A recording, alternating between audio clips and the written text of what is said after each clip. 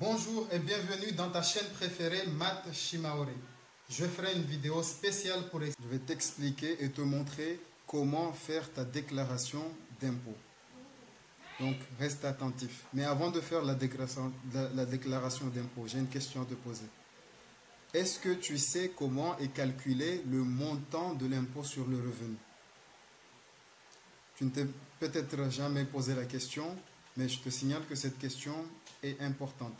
Et dans cette question, on va parler de mathématiques. On va utiliser plusieurs notions mathématiques. Je te demande de rester attentif jusqu'à la fin de cette vidéo pour bien comprendre d'une part comment est calculé le montant de l'impôt sur le revenu. Ensuite, je ferai une vidéo spéciale pour expliquer et te montrer détail, étape par étape, comment faire ta déclaration de revenus, d'impôt sur les revenus en ligne. Mais dans cette vidéo, je vais t'expliquer plutôt comment est calculé le montant de l'impôt sur les revenus. Donc reste attentif sur cette vidéo, il y a des choses un petit peu techniques, mais ne t'inquiète pas, tu vas comprendre. Je vais t'expliquer, te réexpliquer et prendre un exemple et te laisser un exercice. Normalement, tu devrais comprendre. Ensuite, partager cette vidéo. Reste avec moi dans cette vidéo pour comprendre certaines notions mathématiques. Si tu es encore au lycée, en seconde, en première ou en terminale, ou même dans les classes supérieures après la terminale, ça te permettra de faire peut-être une petite révision sur certaines notions. Notamment, c'est la notion de calcul de pourcentage, calcul de remise, calcul de taux. Donc, toutes ces notions, on va les réviser à travers cette vidéo. C'est parti.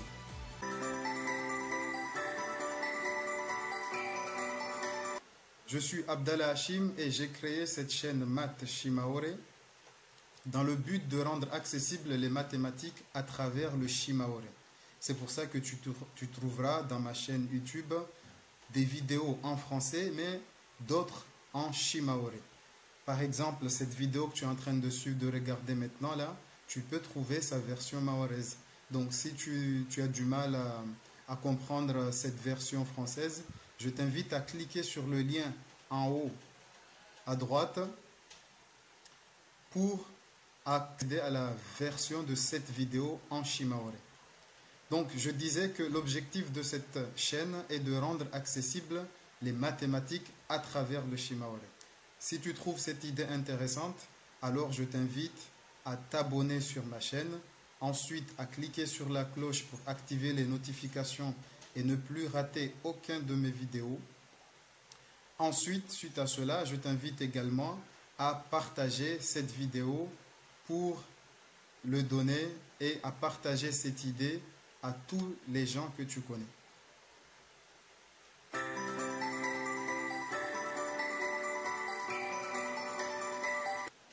C'est quoi l'impôt sur le revenu? L'impôt sur le revenu est un impôt direct mis en place en France en juillet 1914 pour moderniser le système fiscal de l'État et faire face aux dépenses qui allaient être engendrées par la guerre. Ce revenu imposable comprend l'ensemble des revenus perçus, salaire net, revenus fonciers, financiers, etc., pendant une année civile par un foyer fiscal. On peut retrancher de ce revenu imposable certaines sommes comme la pension alimentaire. Il y a une date limite bien sûr pour faire cette déclaration et à Mayotte, tu as jusqu'à jeudi 11 juin 2020 à 23h59. Donc, tu n'as plus de temps à perdre, tu dois savoir comment déclarer tes impôts en ligne et le faire avant cette date, le 11 juin 2020 à 23h59. Mais comme je te l'ai dit, avant de te montrer pas à pas comment tu vas faire ta déclaration en ligne, voici, je t'explique d'abord comment est calculé le montant sur le revenu. Comment est calculé le montant de l'impôt sur le revenu? Il faut savoir que dans ce calcul, plusieurs facteurs vont être pris en compte. Le premier facteur qui est pris en compte, c'est le calcul du revenu net imposable. Qu'est-ce que le revenu net imposable? En fait, c'est une remise qu'on te fait sur le montant de ta déclaration d'impôt. Je rappelle que les impôts sont sont calculés avec la base de ton salaire annuel, ton salaire net, le cumul de ton salaire net annuel. Cette somme que tu déclares sur les impôts, on va faire une remise de 10% et c'est à partir de là qu'on définit le revenu net imposable. Avec ce revenu net imposable, on va calculer le quotient familial. Comme son nom l'indique, c'est un quotient, donc c'est une division. C'est en fait c'est une fraction. On prend le montant des revenus net imposables divisé par le nombre de parts du foyer. C'est quoi le nombre de parts du foyer? Tout s'explique et tout se voit dans ce tableau qui s'affiche ici. Sur ce tableau, il y a les parts du foyer. Donc, on prend le montant des revenus nets imposables, on divise en fonction de ta situation par le nombre de la part du foyer. Une fois qu'on a défini ceci, ensuite, on va utiliser les tranches et les taux correspondants à chaque tranche par rapport à la base du quotient familial. Et ceci se calcule en poursuivant sur ce tableau. Regarde bien ce tableau, on a les tranches, on a ensuite les taux qui vont avec par rapport aux tranches. Il faut savoir que ce calcul, ce n'est pas un taux fixe. Par contre, c'est un taux progressif. Je vais t'expliquer c'est quoi un taux progressif. Reste attentif jusqu'à la fin de cette vidéo, tu vas le comprendre. Ensuite, une fois qu'on a calculé l'impôt par part du foyer en fonction de la tranche et du taux, on va réunir la somme de ces impôts pour pouvoir définir enfin ton impôt sur le revenu. Cet impôt sur le revenu, c'est en fait la somme de l'impôt calculé à partir des tranches et des taux qu'on multiplie par le nombre de la part du foyer fiscal. Aïe, aïe, aïe, aïe, aïe. Tu dois te demander, mais c'est quoi ce charabia? Ne t'inquiète pas, je veux expliquer plus en détail. Reste attentif avec moi jusqu'à la fin de cette vidéo, tu vas comprendre. Ne t'inquiète pas, tu dois te dire c'est du charabia. Calme-toi, je vais reprendre tout, mais en détail. Donc, je reprends. Lorsque tu déclares ton impôt, tu as un montant à saisir ou à déclarer. Ce montant, c'est le cumul d'une année de salaire net. Ce montant, tu le déclares et à partir de ce montant, on va faire plusieurs calculs. Le premier calcul qu'on fait, c'est calculer le revenu net imposable. Le revenu net imposable se calcule en appliquant un abattement de 10% sur ce revenu imposable. On obtient alors le revenu net. Ce montant revenu net, on va ensuite l'utiliser. On détermine alors le nombre de parts du foyer fiscal à l'aide du tableau suivant. C'est ce tableau.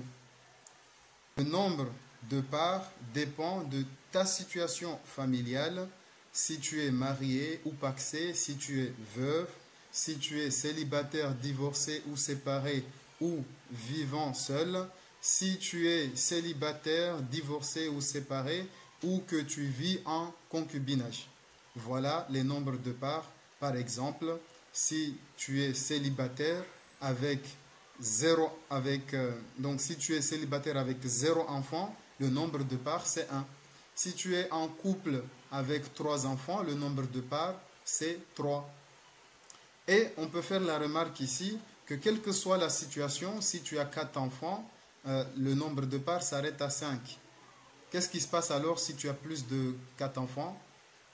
Tout simplement, le nombre de parts augmente.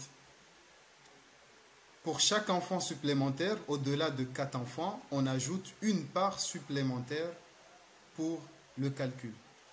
Ensuite, une fois qu'on a déterminé le nombre de parts, on va calculer le QF.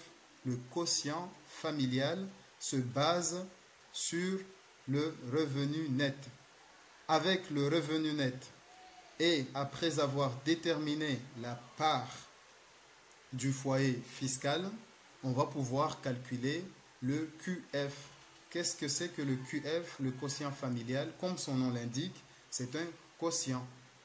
C'est la division du revenu net imposable du foyer par le nombre de parts.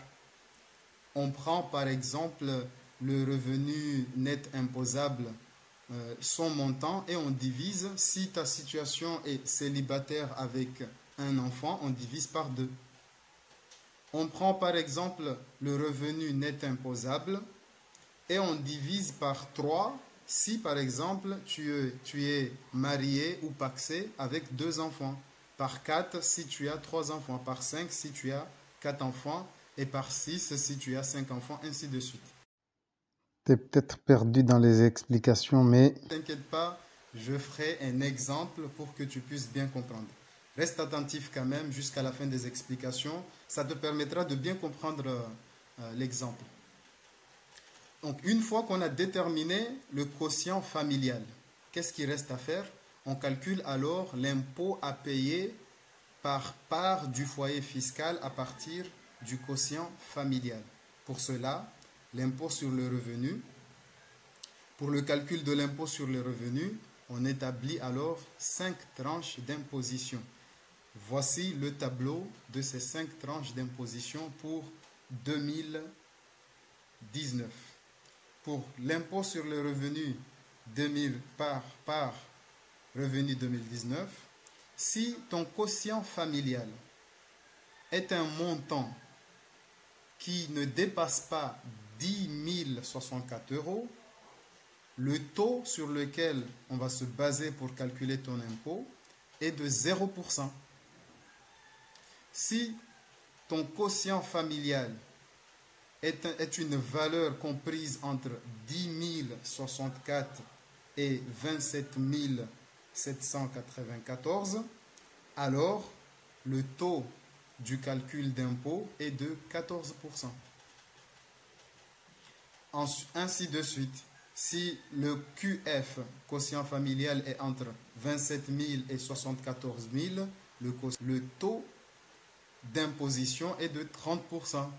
Ensuite, si ton quotient familial est entre 74 000 et 157 000 €, j'arrondis par défaut, le taux d'imposition est de 41%. Ensuite, si ce montant dépasse les 157 806, à partir de là, le taux d'imposition est de 45%.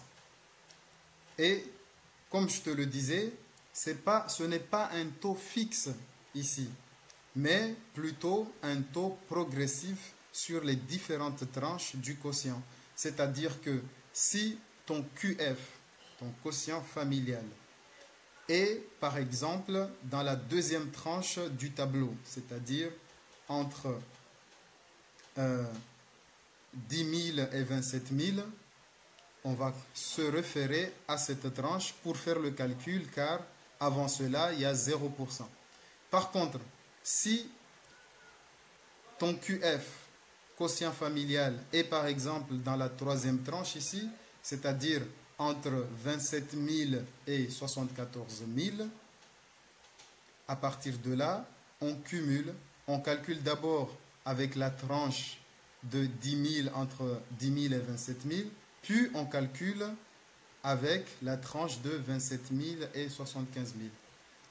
Ne t'inquiète pas, je sais que tu te demandes qu'est-ce que je suis en train de raconter, ce n'est pas grave, je vais faire un exemple. Et à partir de l'exemple, tu vas comprendre. Mais reste attentif quand même dans les explications. Je finis, il ne reste plus grand-chose à expliquer. Ensuite, je vais faire un exemple. Donc, une fois qu'on a calculé l'impôt par tranche, à partir du quotient familial. On va prendre ce montant, on réunit les montants de l'impôt par part du foyer fiscal et on fait fois le nombre de parts du foyer. Et à partir de là, on a le montant sur les revenus, le montant de l'impôt sur les revenus. Et c'est ce montant-là qui s'affiche sur ton avis d'imposition. Je rappelle qu'il peut y avoir des remises. Ici, on ne traite pas les remises liées au quotient familial ou à autre type de déclaration que tu pourrais faire pour faire baisser un petit peu tes impôts. Bien sûr, il existe des moyens de faire baisser ces impôts. Mais ce n'est pas le sujet de cette vidéo aujourd'hui. Bon, j'ai fini les explications. Je sais que ce n'est pas évident, donc je vais tout réexpliquer avec un exemple. Donc, reste avec moi. Exemple d'application. On va prendre l'exemple suivant. On va calculer les impôts de Monsieur Baccar. Alors, Monsieur Baccar est célibataire et a déclaré 37 000 € de revenus imposables pour l'année 2019. 37 000 €. Tu as bien entendu. Voilà l'exercice qui va nous servir d'exemple pour bien comprendre ce calcul. Première chose, on va calculer le quotient familial. Le quotient familial, je te rappelle, il est calculé à partir du revenu net imposable qui est lui une remise de 10% du montant que tu as déclaré sur tes impôts. Ça va? Ensuite, une fois qu'on a calculé le quotient familial, on va pouvoir pour chaque tranche calculer le montant de l'impôt, puis en déduire le montant total de l'impôt sur le revenu de ce foyer fiscal. Et pour finir, on va calculer le taux moyen d'imposition dans cet exemple. C'est parti.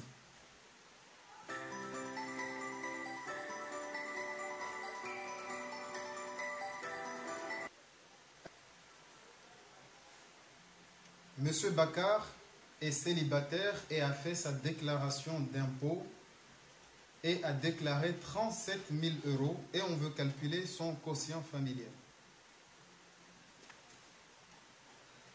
37 000 €.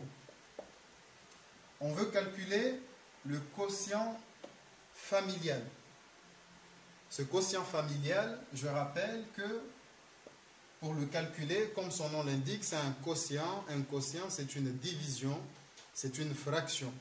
Dans cette fraction, qu'est-ce qu'il y a au numérateur et qu'est-ce qu'il y a au dénominateur? Au numérateur, il y a le revenu net imposable du foyer. Revenu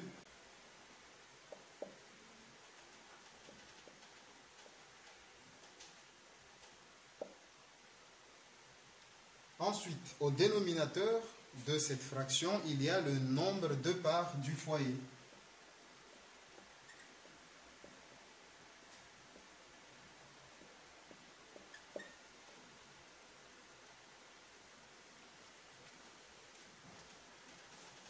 C'est-à-dire que pour calculer le quotient familial, je dois d'abord déterminer le revenu net imposable.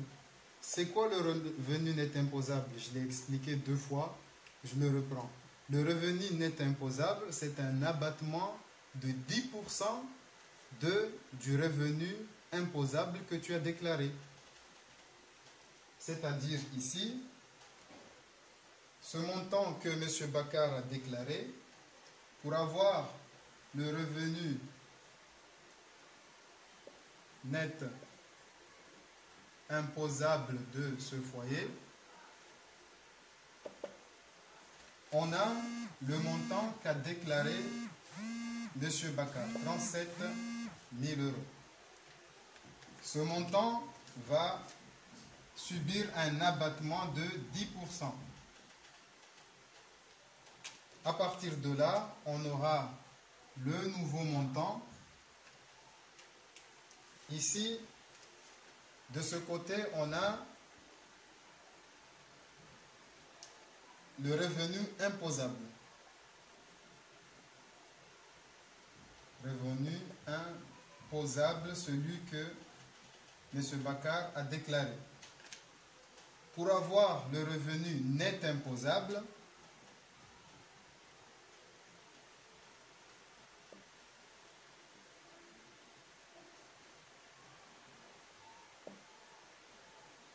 on va faire une diminution ici de 10%.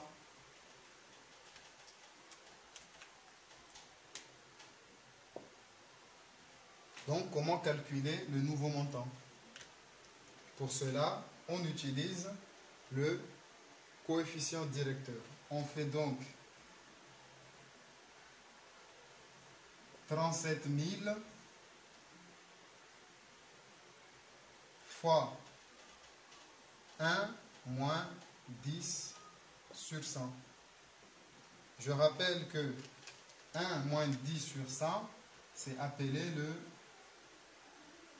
coefficient multiplicateur. On multiplie ce montant par 1 moins 10 sur 100 et on va donc obtenir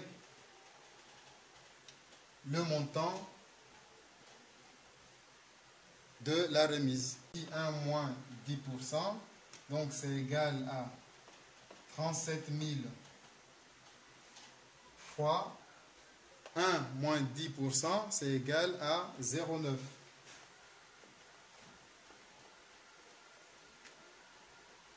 Tu calcules et tu obtiens donc 33 300.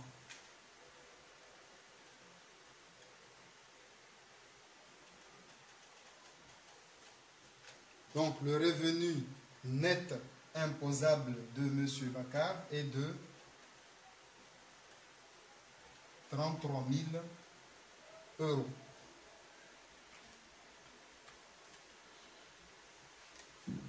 Peut-être que tu n'as pas encore fait cette leçon sur les évolutions et tu ne comprends pas très bien c'est quoi ce coefficient multiplicateur. Je t'explique en bref. Mais avant ça, je vais noter ici que le nombre de le revenu net imposable de M. Bakar sur la base de 37 000, c'est égal à 33 300. Je vais t'expliquer d'où vient ce coefficient multiplicateur.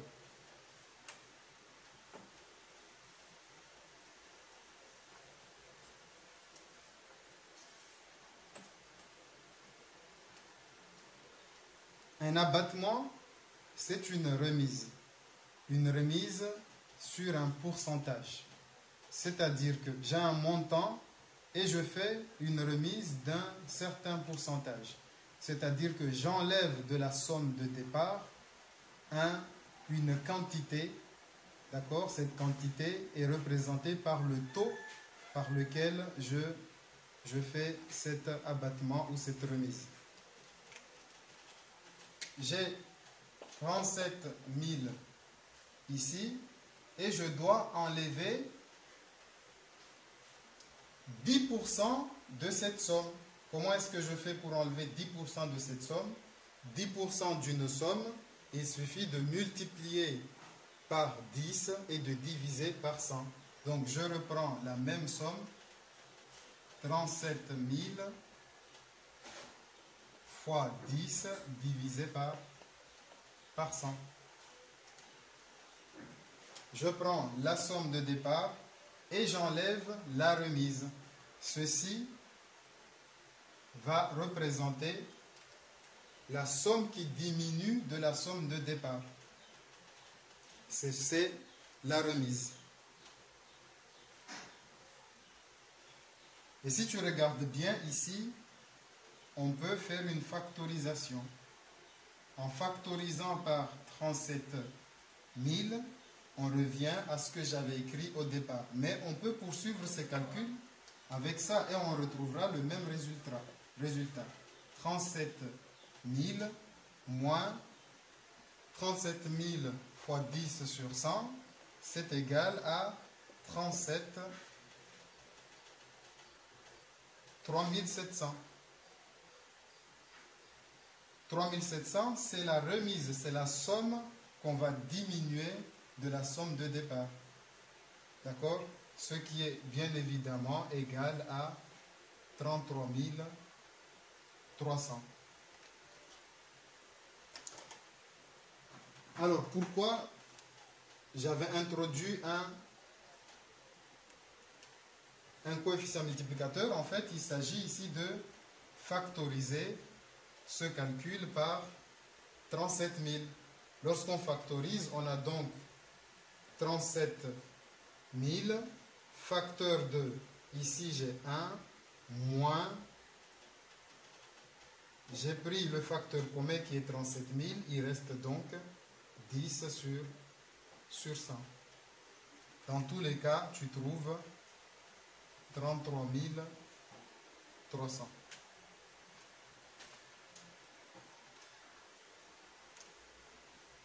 À partir de maintenant, on connaît le revenu net imposable. Il nous reste à déterminer le nombre de parts du foyer fiscal.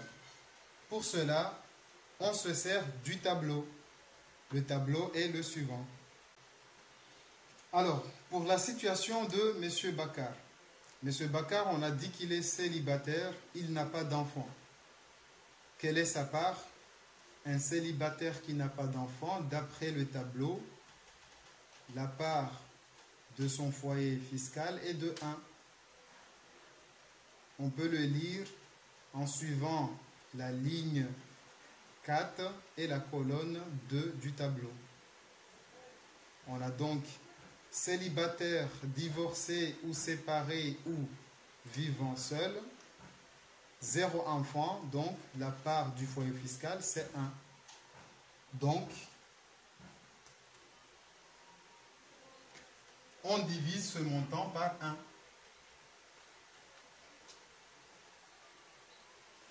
Question super difficile. 33 300 divisé par 1. Top chrono.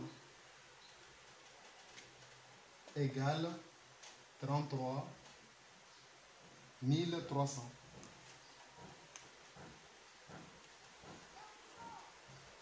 Le quotient familial du foyer de M. Bakar est de 33 300 €. Comment l'avons-nous calculé?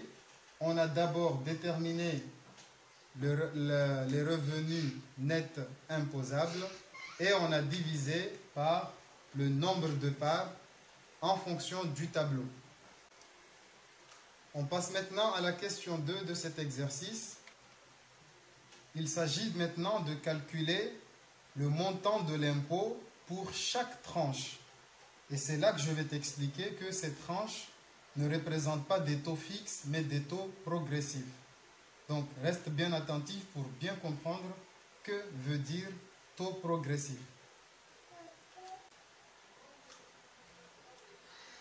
Pour répondre à cette question, on va donc se baser sur ce tableau. Dans ce tableau, on voit que si le montant ne dépasse pas 10 064 €, le taux est de 0. Si ce montant dépasse est entre 10 064 et 27 794, on doit calculer. Donc, on commence ici. Le foyer, le quotient familial de M. Bakar est de 33 300. 33 300 entre dans la tranche de 27 794 et 74 517.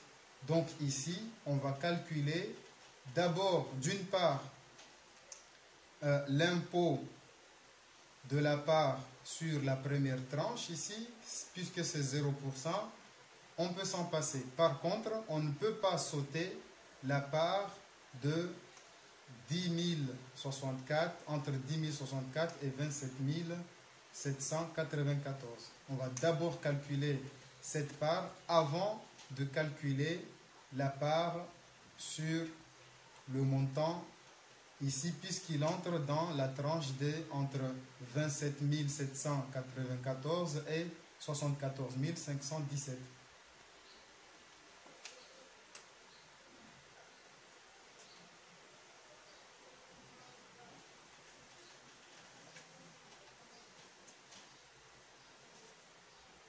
Je récapitule. Le montant de l'impôt sur le revenu, de la déclaration de l'impôt sur le revenu imposable, on a calculé le revenu net imposable, je note comme ça, revenu net imposable, on a trouvé 3300. On a calculé le quotient familial, puisque c'est un célibataire sans enfant, on divise par 1, donc ça reste la même somme. Maintenant, on va calculer l'impôt par tranche.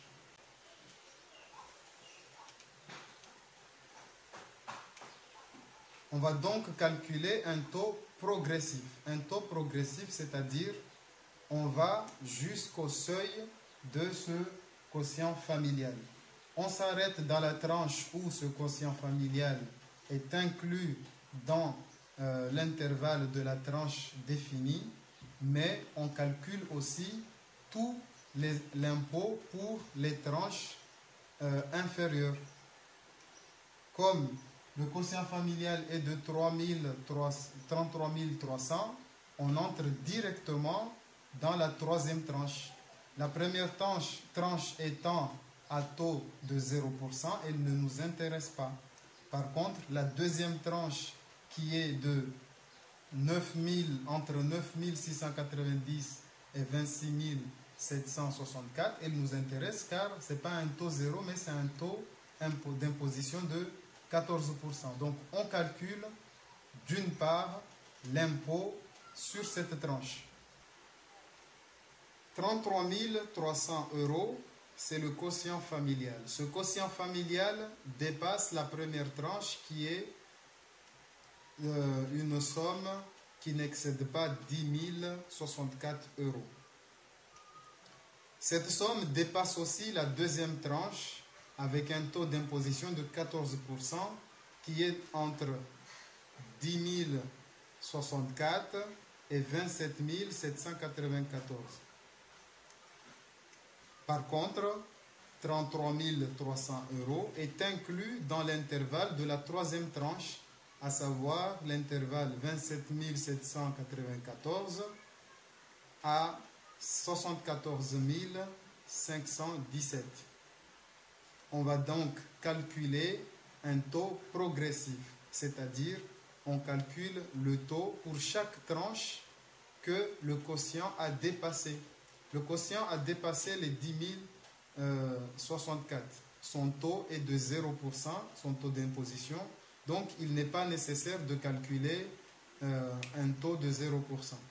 Par contre, puisque ce quotient familial a dépassé la deuxième tranche qui est l'intervalle 10 064 à 27 794, on va calculer cette tranche, l'impôt pour cette tranche.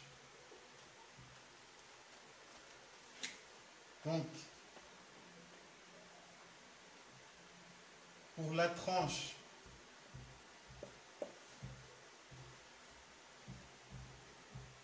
de l'intervalle 10 064 à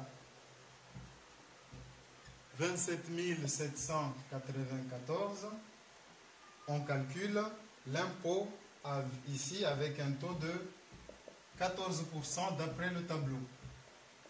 Donc pour cela, on fait 27 794 moins 10 064 fois 14 divisé par 100. Tu prends ta calculatrice, tu calcules ça rapidement. À 17 730 fois 14 divisé par 100. On fait le calcul. 2482,2.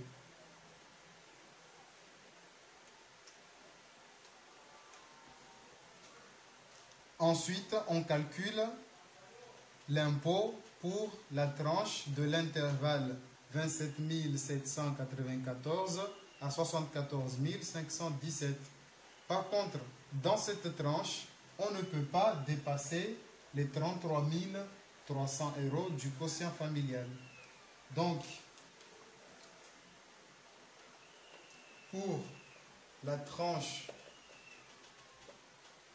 de l'intervalle 27 794 à 74 517, on va calculer l'impôt pour cette part, pour cette tranche. Déjà, c'est à 30%, mais on ne dépasse pas les 33 300. Donc, on fait donc 33 300, le quotient familial, moins 27 794, le tout fois 30 divisé par 100. Ce qui est donc égal à 5506 qu'on multiplie par 30 divisé par 100. Et on obtient donc le montant suivant.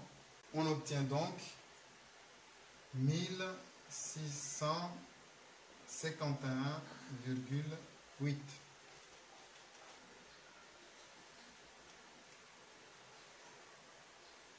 On a calculé le montant de l'impôt par tranche. Il ne nous reste plus qu'à déterminer par déduction. Donc on en déduit, on peut maintenant en déduire le montant de l'impôt sur le revenu. Ce montant de l'impôt sur le revenu, comme je l'ai expliqué plus haut, c'est la somme des montants de chaque part qu'on multiplie par le nombre de parts du foyer fiscal.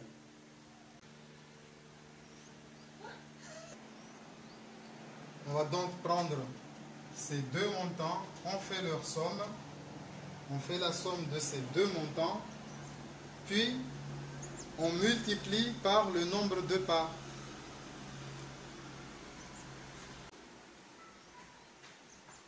On fait la somme de ces deux montants, puis on multiplie par le nombre de parts. On sait que M. Bakar est seul, vit seul, n'a pas d'enfant, donc le nombre de parts du foyer fiscal c'est 1. Donc on multiplie par 1, c'est-à-dire il suffit d'additionner ici les deux montants. Il paiera donc un impôt sur le revenu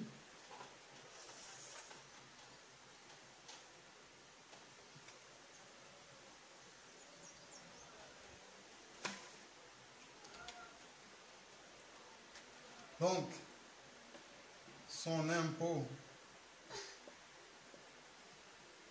sur les revenus est de, on fait la somme de ces deux valeurs, 2482,2 plus 1651,8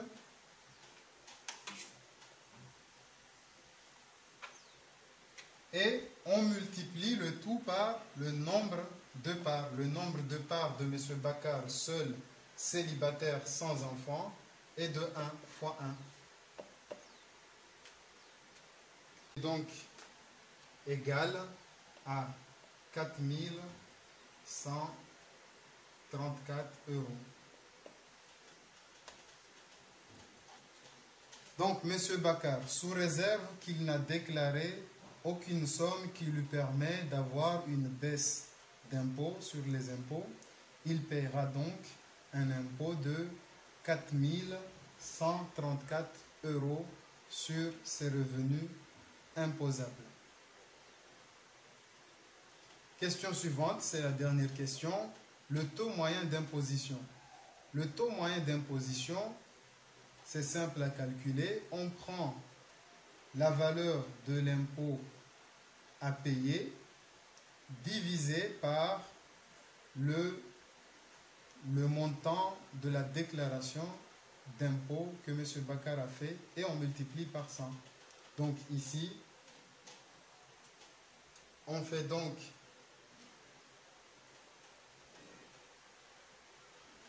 question 3. Le taux moyen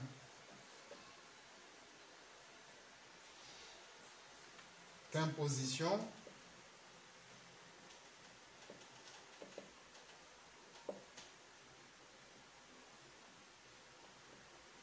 est donc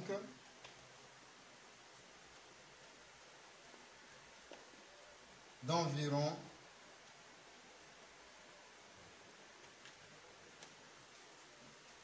le taux moyen d'imposition est donc d'environ, ici, pour le calculer, on prend son impôt sur les revenus, 4 134, divisé par la somme que M. Bakar a déclarée pour déclarer ses impôts, 37 000 ici, et on multiplie tout par 100 pour le mettre en pourcentage. Ce qui est égal à 11, à peu près 11,17.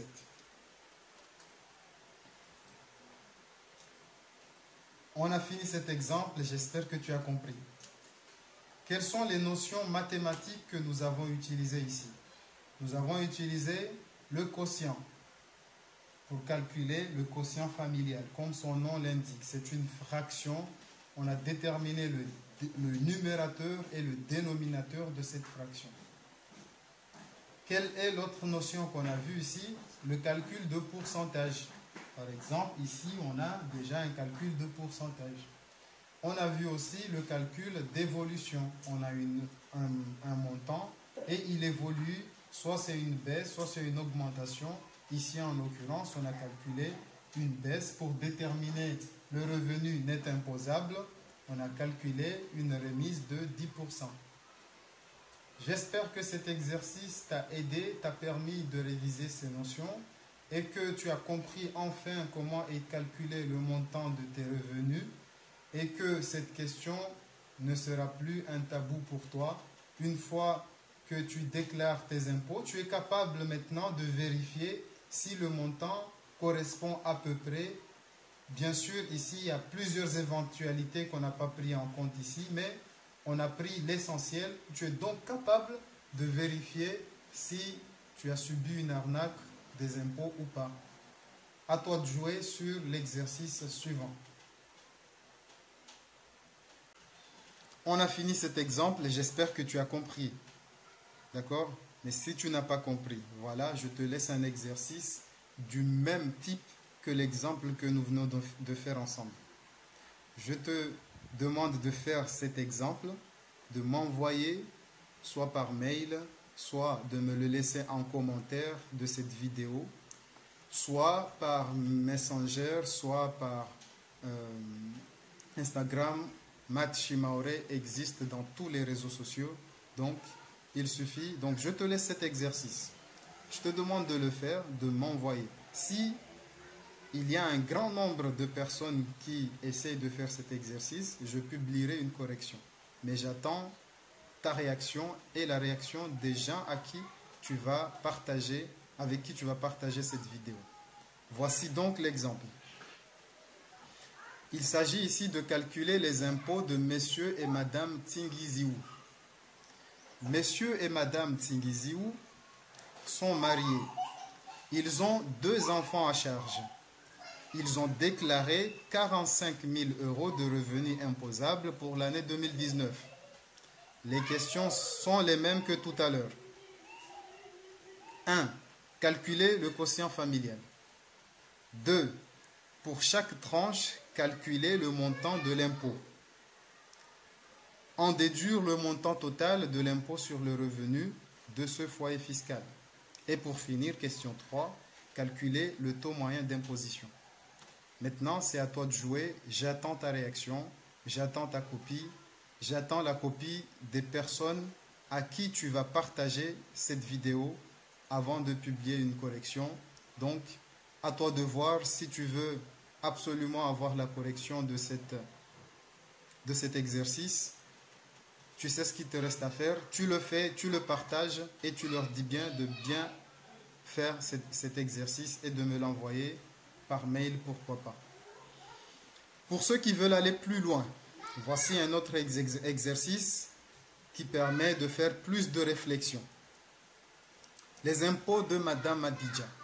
Madame Adidja est célibataire et déclare 26 000 € de revenus nets imposables par an après abattement. J'insiste ici, après abattement. 26 000 € après abattement.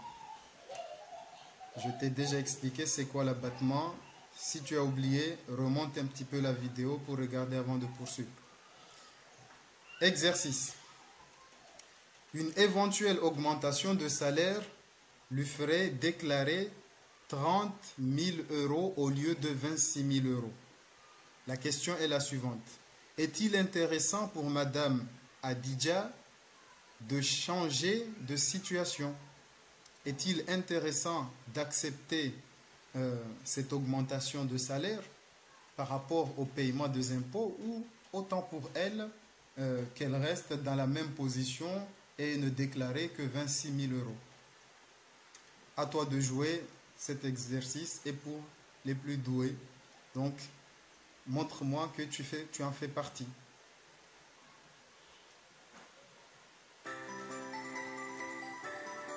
On a fini l'exercice. Maintenant, on va...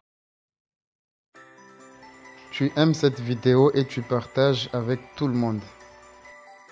À bientôt dans une nouvelle vidéo.